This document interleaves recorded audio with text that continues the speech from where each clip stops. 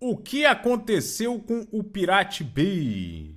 Vídeo aqui do Stax, Gustavo Pinheiro. Em Adoro 2003 Stax, cara. surgiu um site que Bora. mudou a história da internet para sempre, baseado na ideia de que toda pessoa do mundo, independente da sua classe social, deveria ter acesso a toda a cultura e conhecimento disponível no mundo. Esse site é o polêmico The Pirate Bay. Olá pessoas, eu sou o Pinheiro e hoje vamos mergulhar na história do The Pirate Bay, desde a sua criação, do seu auge até a sua queda. Então deixa o like aí pra mim se você curte esse tipo de vídeo, não esqueça de se inscrever se você for novo por aqui, e antes da gente começar vamos a uma palavrinha do nosso patrocinador. O vídeo de hoje é e uma era onde a informação começou a ser democratizada e a internet se tornou uma força de mudança social. Três jovens suecos chamados Fredrik, Gottfried e Peter tinham uma visão diferente do comum. Nossa, eles são estranhão. Chamados Fredrik, Mas isso não importa, o que importa é ser gente boa. Eu também sou estranhão. Gottfried e Peter tinham uma visão diferente do comum. A visão era centrada no ideal de que a cultura e o conhecimento deveriam ser acessíveis a todos, independente de barreiras geográficas ou econômicas. E tudo isso começou com o descontentamento das restrições crescentes que foram impostas pela indústria do entretenimento e pela lei de direitos autorais. Esses jovens queriam fazer algo a respeito e, seguindo essa linha de raciocínio, no final de 2003 começaram a circular na internet alguns rumores de um novo projeto em andamento que facilitaria os usuários a encontrarem arquivos para compartilhar e baixar sem depender das leis da indústria. Para isso, eles criariam um índice, uma espécie de biblioteca online, que reuniria todos esses conteúdos usando algo que tinha surgido há apenas 2 anos atrás, em 2001, que garantiria que o site funcionasse de forma independente, os torrents. E foi assim que, em setembro daquele ano, o The Pirate Bay foi download em torrent, graças a Deus. Eu nunca usei. Oficialmente lançado, construído com um espírito rebelde de desafiar as normas e se posicionar como uma resistência contra as tentativas de silenciar a liberdade de ter acesso a conhecimento e cultura. Isso tudo, claro, nas palavras do criador. A Suécia, na época, era realmente o lugar perfeito para o nascimento do The Pirate Bay. Era um país com uma longa tradição de liberdade de expressão e de transparência e com leis de direitos autorais mais permissivas, digamos assim. A interface do site era bem simples e direta, mas funcionava muito bem. Os usuários podiam procurar por qualquer coisa, de músicas e filmes a programas e jogos que na maioria das vezes custavam um rim, e baixá-los com apenas um clique. Algo que hoje é completamente normal, mas pra época foi revolucionário. Porra, imagina. Simplesmente surgiu um site que facilitava o download de arquivos que eram super difíceis de conseguir e que estava batendo de frente com grandes empresas e governos. O site cresceu horrores em pouquíssimo tempo, porém, tudo que irrita a gente poderosa tem poucos dias de paz. Os primeiros dias de existência do site deram muito certo, o sistema estava funcionando bonitinho e os donos estavam muito felizes com o senso de comunidade que foi criado, afinal, o projeto literalmente dependia dos usuários para continuar funcionando. Porém, com todo esse boom, os problemas começaram a surgir. Mas antes da gente entrar nas controvérsias, é preciso explicar como que o The Pirate Bay funciona e como que ele depende dos usuários. Tudo funciona com base nos torrents que operam num protocolo peer-to-peer, conhecido também como P2P. Funciona mais ou menos assim: quando você vai fazer um download em um site comum da internet, você baixa os arquivos de um servidor centralizado. Por exemplo, tudo que você está baixando no 4Shared, quem lembra, está hospedado nos servidores do 4Shared. Assim, você depende do site e do sistema todo deles funcionando para conseguir baixar as informações. No P2P, ao invés de depender de um único servidor, ele permite que os computadores dos usuários compartilhem arquivos diretamente entre si. Quando alguém decide baixar um arquivo via torrent, na verdade, essa pessoa está baixando pequenos pedaços desse arquivo de vários outros computadores ao redor do mundo. Por isso fica lá semeando. Simultaneamente. E assim que essas pessoas começam a baixar, elas também Eu deixo semeando pra ajudar a galera. se tornam semeadores daquele conteúdo, permitindo que outros usuários baixem partes do arquivo do seu computador. Então, na realidade, o The Pirate Bay não hospedava nenhum conteúdo. Ao invés disso, ele só fornece uma página com um arquivo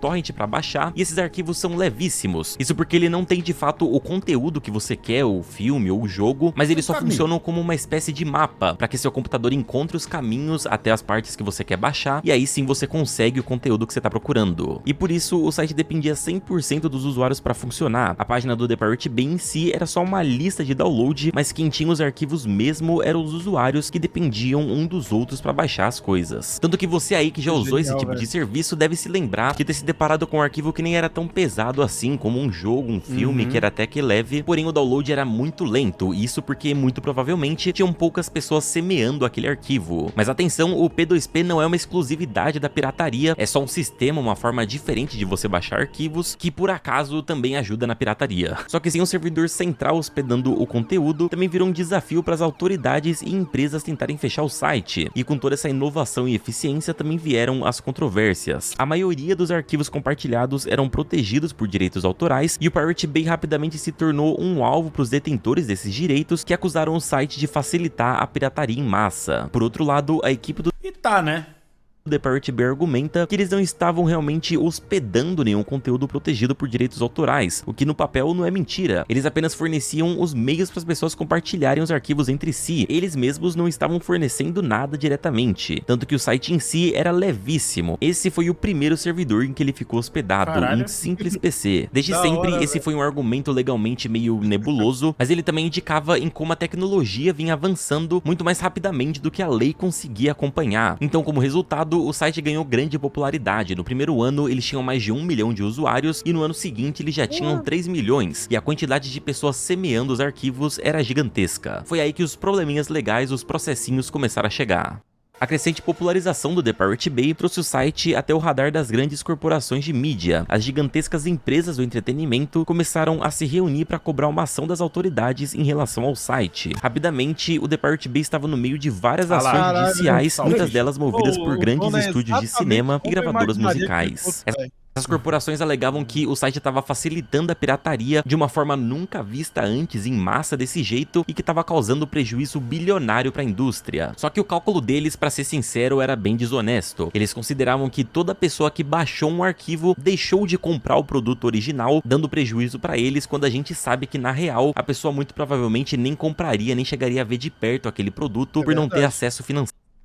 Porém, quem Exato. tem muito dinheiro manda, e agora os donos precisavam decidir se eles iam continuar batendo de frente ou se eles iam evitar dor de cabeça. E como é que foi? Em maio de 2006, a polícia sueca realizou uma operação no data center onde o The Pirate Bay estava hospedado e o site ficou fora do ar por 3 dias. Mas o que parecia ser um golpe fatal acabou se tornando em um impulso de publicidade, trazendo ainda mais usuários para a plataforma. O motivo oficial que deu um mandado de busca para a E é engraçado que funciona até agora. polícia foi violação de direitos autorais, e no mesmo dia os Funciona servidores não. foram apreendidos, mas não adiantou nada. Rapidamente o site retornou em um domínio diferente, hospedado agora na Holanda e com um novo logo. Era oficial, agora eles estavam desafiando as autoridades, porque a ideia do The Pirate Bay não era ser um simples site de pirataria, mas sim essa ideia de liberdade. E o tiro saiu pela culatra. Essa ação do governo de tirar o site do ar foi pensada para eles saírem como heróis que derrubaram o terrível site de pirataria. Tanto que na época diversos Não governos do fez mundo lugar mais. tentavam convencer a sua população de que pirataria Até porque é como se a população não gostasse, né, de pirataria. era super errado e que fazia mal pra sociedade. Inclusive chegaram a fazer isso no Brasil, se liga. Oi, filha. Nossa, eu Tudo lembro bem? disso. Ó, do filme que eu comprei pra gente assistir junto. Opa, legal. Lembra dessas porcarias? Eu lembro, Um agradecimento pela sua especial colaboração ao comprar este DVD pirata. Muito obrigado por ter ajudado nós a comprar os armamentos a ele, certo, mano? Tia, vale aí, é nóis, hein, tia? Salva de tiro aí pra tia!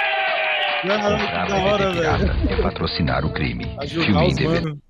Só original. Mas a real Ah, agora o tiozinho lá que tá lá na praça vendendo os DVDzinhos pra ganhar um dinheirinho, ele quer dar o dinheiro dele. é que a maioria das pessoas já tinha usado ali algum programa pirata na vida, e eles acabaram ficando do lado dos criadores do site e não das autoridades. E o ataque de 2006 foi apenas o começo. Em 2009, após um longo período de investigações e preparações legais, os fundadores do site foram levados a julgamento na Suécia. Qual que era a acusação? Assistir e promover a violação de direitos autorais. O julgamento atraiu a atenção global, sendo amplamente coberto pela mídia. As ruas ao redor do tribunal estavam cheias de apoiadores do The Pirate Bay, que estavam com Cara, que bandeiras da hora, e fazendo velho. protestos. Ninguém poderia imaginar que em 2003 as coisas chegariam nesse ponto. O Pô, eu veredito iria dos 4 fácil julgados, nessa dos 3 manifestação. criadores e do Eu ia, empresário, né? veio em poucas horas. Culpados. Os 4 homens foram condenados a 1 ano de prisão e uma indenização de 30 milhões de coroas suecas, Caralho. cerca de 3,6 milhões de dólares na época, para a indústria do entretenimento. Após a sentença de 2009, houveram uma série de apelações e revisões judiciais e chegaram a diminuir um pouco a pena da prisão deles, só que subiram a multa para quase 7 milhões de dólares. Assim, eles não pretendiam pagar a multa de qualquer forma, porém eles também não pretendiam ir pra prisão. Gottfried, um dos fundadores, escolheu o caminho da evasão. Ele desapareceu completamente do mapa, inicialmente ficando no Camboja, que é um país sem tratado de extradição com a Suécia. Porém, em 2012, sob pressão internacional, as autoridades o pegaram. Ele foi extraditado e preso, só sendo liberado em 2015. Já o Fredrik Cedric tentou seguir um caminho bem parecido. Ele acabou sendo preso em 2014 na fronteira entre a Tailândia e o Laos. Aliás, ele morava por lá e o vacilo dele foi justamente ficar passando pela imigração com frequência. Numa dessas, ele foi pego. Após cumprir 10 meses da sua sentença de 1 ano, ele foi liberado por um bom comportamento. O Peter também foi preso em 2014 e durante o seu tempo de prisão, ele manteve um blog sobre a sua vida na prisão e reflexões sobre o The Pirate Bay. A prisão deles deu novamente internet na cadeia, que da hora, foi preso no É Brasil. bom demais.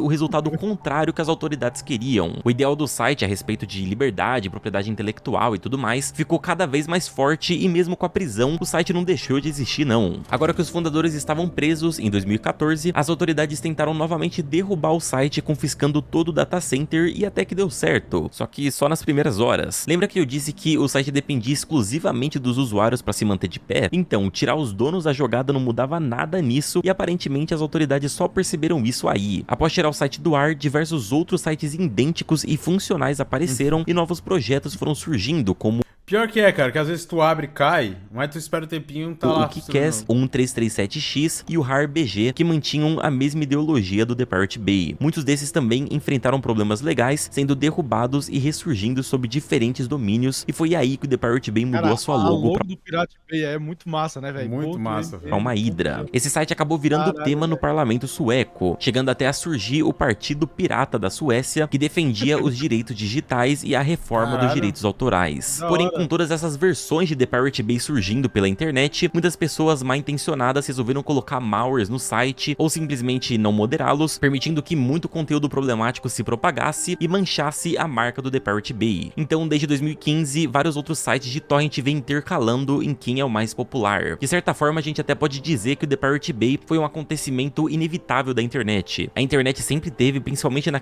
Eu acho que era natural. Se não fosse o Pirate Bay, ia ser naquela outro. época, uma tendência meio anárquica e um desejo de ser livre, e a história do The Pirate Bay não é só sobre downloads ilegais, mas sobre a liberdade de informação e a democratização do acesso. Hoje, os donos estão livres da prisão, só que eles estão longe dos holofotes da mídia. Hoje eles trabalham em empregos comuns e a mensagem que eles queriam transmitir foi passada e segue impactando na indústria do entretenimento até hoje. Inclusive, se vocês se interessam pelo assunto, confiram o nosso curso de programação aí na descrição do vídeo e cliquem aí na tela para assistir o meu vídeo sobre o Torrent, que também teve o seu auge e a sua queda. Muito obrigado por assistir o vídeo até o final, deixa o joinha aí se vocês curtiram, e é isso aí, um abraço.